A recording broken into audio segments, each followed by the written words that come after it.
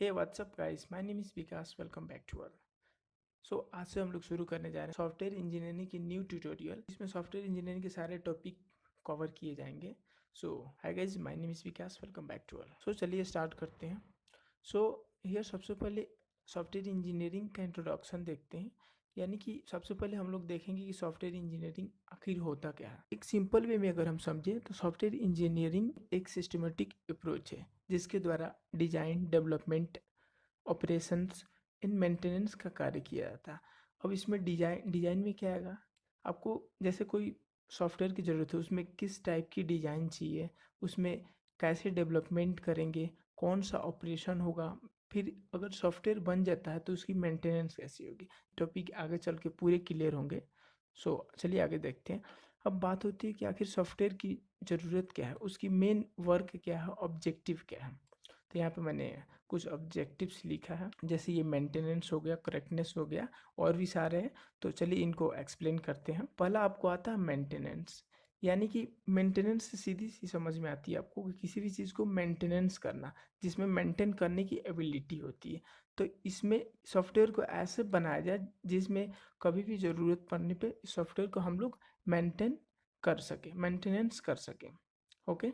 सो इसमें बेसिकली यही होता है, अगर कस्टमर को कोई प्रॉब्लम आ रही है सॉफ्टवेयर में यूज़ करते समय, तो उसको हम लोग मेंटेन करते हैं, इसके लिए इसको बनाया जाता है। उसके बाद आपको सेकंड जो आती है करेक्टनेस। यानी कि करेक्टनेस में ये आती है, अगर सॉफ्टवेयर बनाते समय हमने कैसा डिजाइन किया, जैसा आउटपुट हम चाह रहे थे डेवलपमेंट करके, उसके बाद वैसा आउटपुट मिल रहा है कि नहीं। अगर नहीं मिल रहा तो उस केस में इस ऑब्जेक्टिव का उपयोग करेंगे, यानी करेक्टनेस होना चाहिए अपना। जो यहाँ पे लिखा हुआ सीधे सा एसआरएस डॉक्यूमेंट, ये एक ऐसा डॉक्यूमेंट है, आगे इसको भी देखेंगे। ये एक ऐसा डॉक्यूमेंट है जो कि हम बनाते हैं सॉफ्टवेयर बनाने से पहले। सबसे पहले रिक्वायरमेंट क्या क्या होती है कस्टमर की, उसको लेकर के हम लोग एक डायग्राम बनाते हैं, यानी कि यही डॉक्यूमेंट।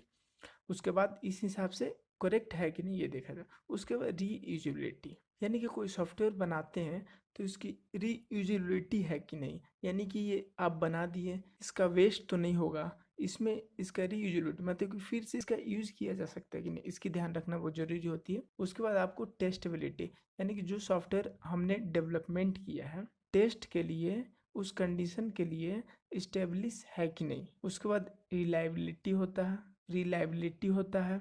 तो रिलायबिलिटी में बेसिकली आपको ये एट्रीब्यूट, एक सॉफ्टवेयर का एट्रीब्यूट है जिसमें प्रोग्राम को एक्सटेंड अपने हिसाब से कर सकते हैं।